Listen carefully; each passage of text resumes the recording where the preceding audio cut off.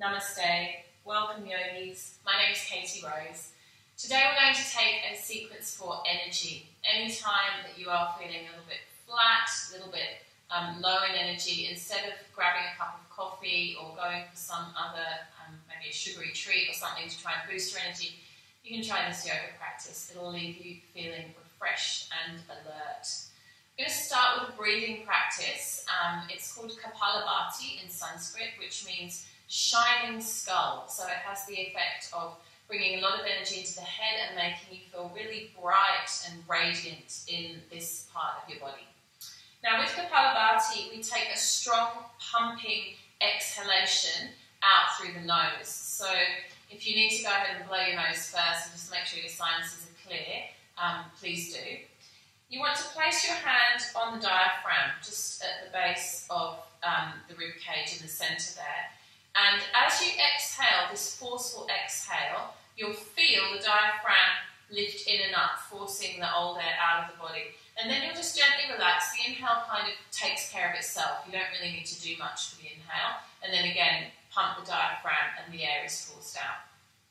I'm sitting in Vajrasana this morning, hero's pose. If you prefer to be sitting cross-legged, or you can even do this sitting on a chair, that's absolutely fine.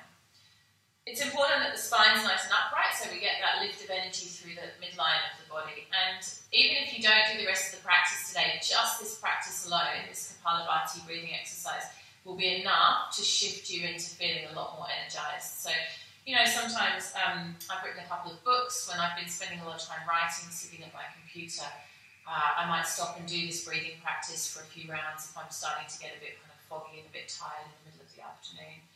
It's a really great way to just bring some boost into your day. So I'll demonstrate and then we'll take a couple of rounds practicing together. Hands resting on the diaphragm. We'll take an inhale, exhale, and then I'm going to pump the breath.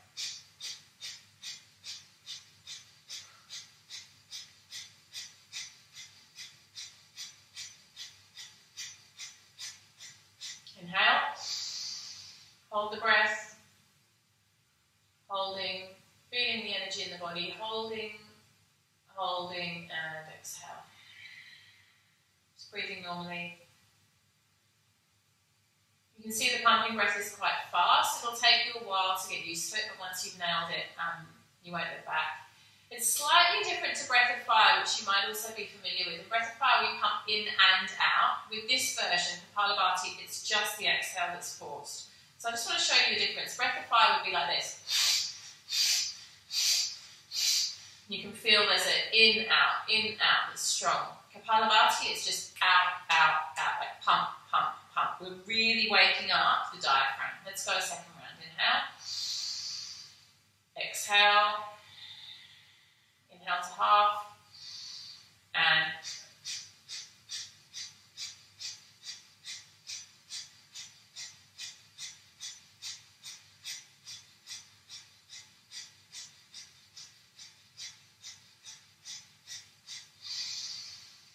holding, feel the prana, the life force circulate in and around the body, holding, and exhale. Breathing normally. Just observing the effects of this practice. Pretty powerful practice. I can feel a lot of energy in my head now. Let's take one last round. Inhale. Of course, if you're feeling at all lightheaded, exhale, then you can just skip this round, just sit and breathe normally. Inhale, and pumping.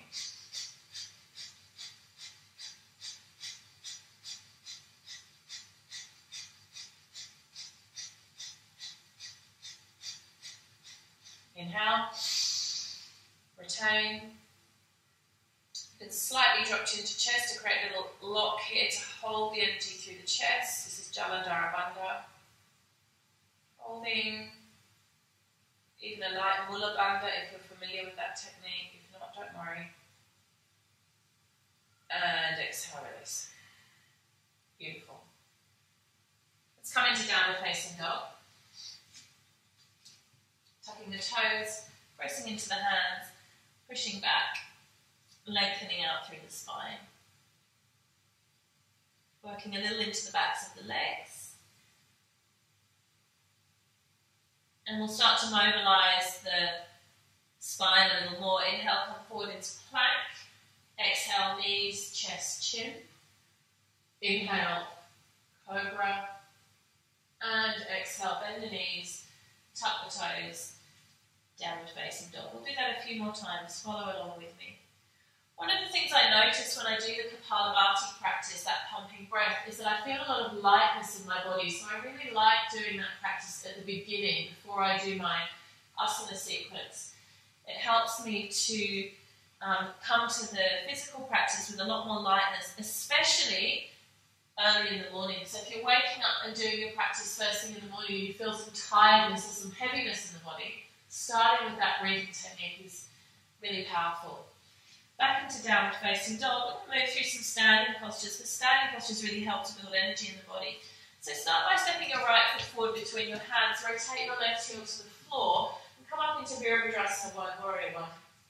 Bend into the front knee, reach up through the fingertips. There's a feeling of extending and lifting through the upper body, but sinking down through the lower body. So we're creating a kind of traction in the torso here. Inhale, and as you exhale, we'll turn out to the side for Warrior Two. Again, I'm bending into my front knee, pushing back through my back heel, reaching out through the fingertips, and the gaze is soft over the front hand. Virabhadrasana 2, steady breath.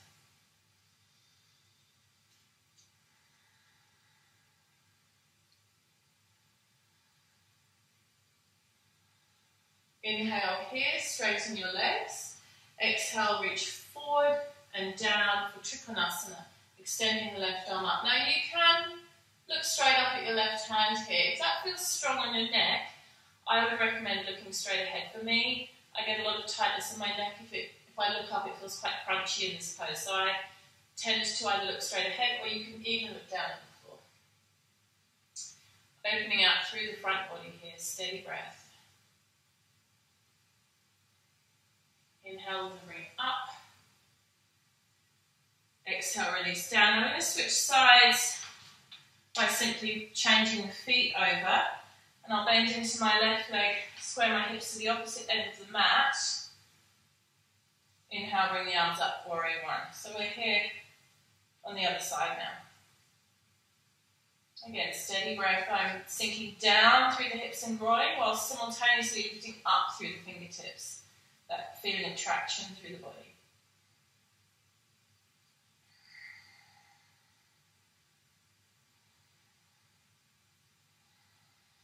Inhale, and as you exhale, Warrior Two.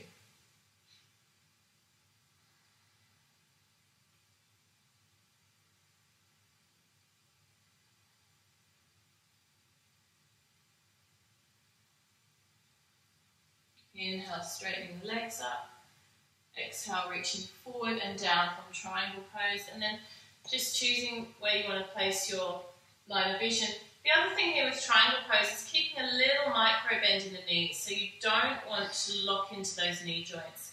You want to keep the flow of prana or energy free in the body by allowing a little micro bend in the knees.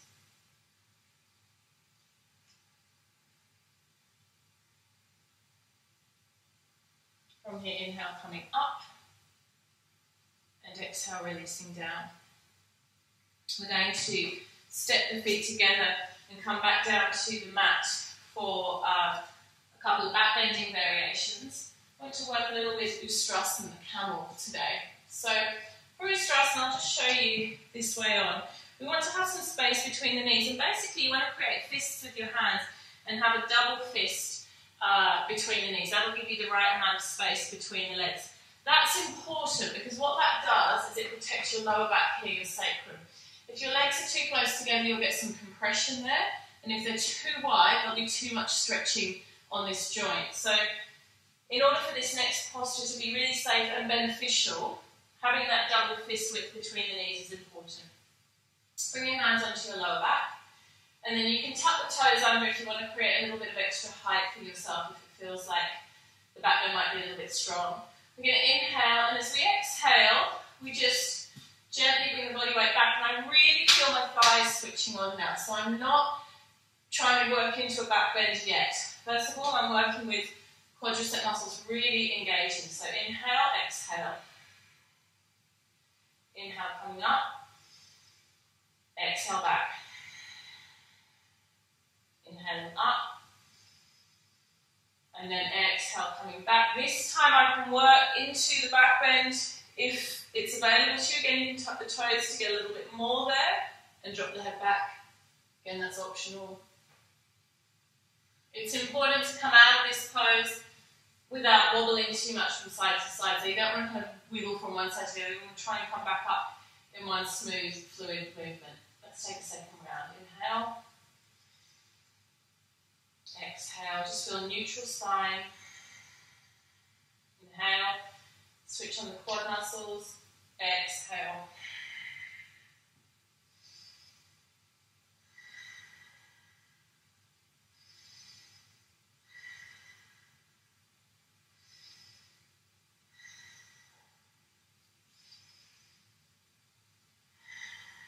And then releasing down. Back into hero's pose. Take a couple of breaths here to let the spine neutralise.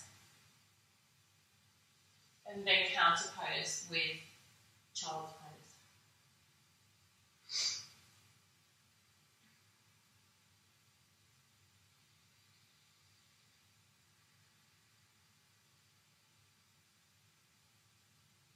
Releasing the lower back, relaxing the whole body.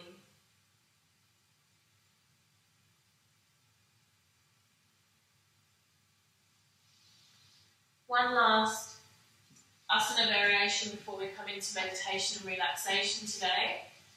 We're going to take a gatekeeper variation, which is a side stretch and also helps to release lower back up to camel.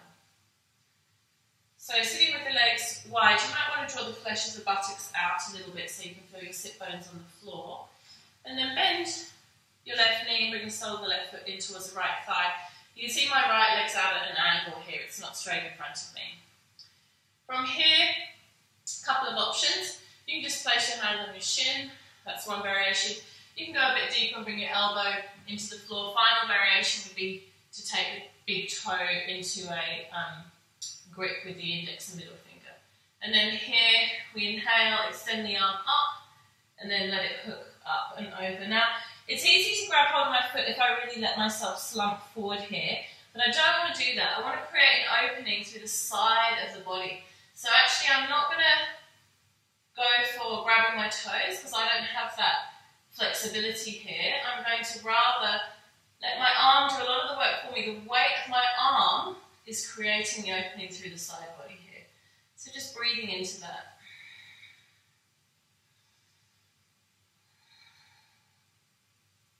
So often we try to get into a particular variation of a posture because we think it looks like what we want to be doing, but it's at the cost of good alignment. So I'd much rather find good alignment in the pose and not be in as deep.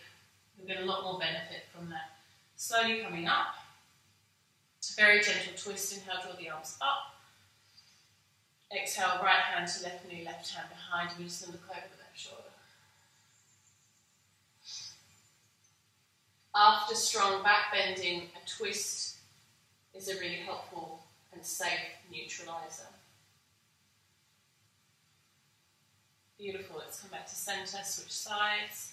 Left leg comes out, right foot to left thigh.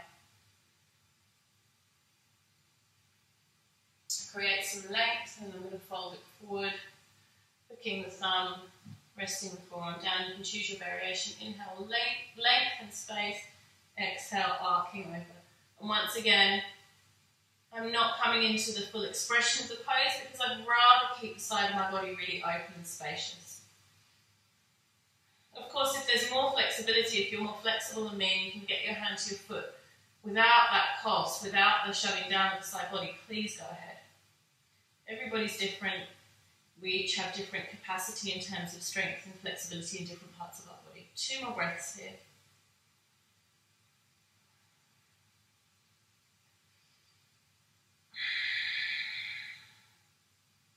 Inhale, coming up. Releasing down with the arms, breathe in space and length. And breathe out, left hand to right knee, right hand behind.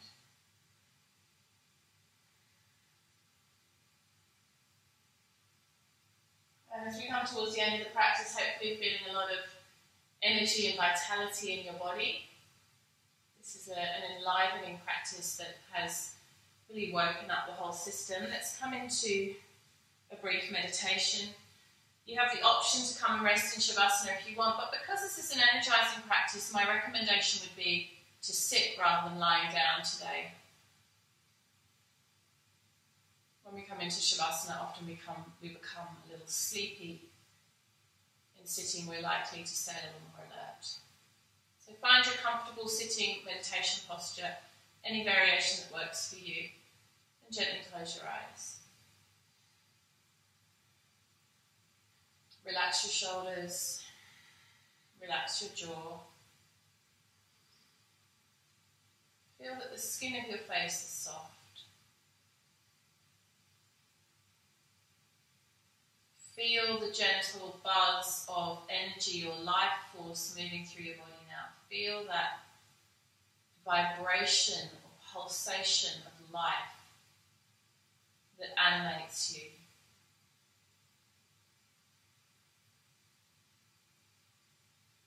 The only difference between a human body that is alive and a human body that is no more animated or no longer alive is prana, the life force. When the life force slips away, the spirit soul leaves the body. Right now, here we are in this human form, such a precious opportunity, such a gift. Feel into that, breath by breath, for a few moments. This precious, precious gift, which is your life. This precious gift, your human body.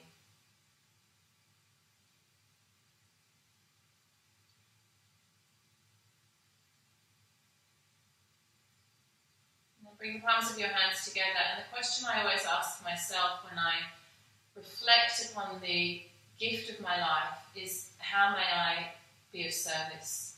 How may I show up in the world in a way that supports others? So take a moment now, with the palms of your hands together in front of your heart, to reflect on the places in your life where you have the opportunity to be of service.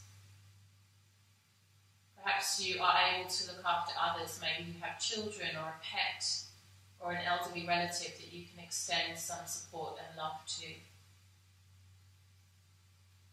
Perhaps your work is your service in the world. Whatever it might be, take a moment now at the end of practice to set an intention for service, that the benefit of the practice we've done together might expand and extend beyond this mat, beyond this moment, out into the world.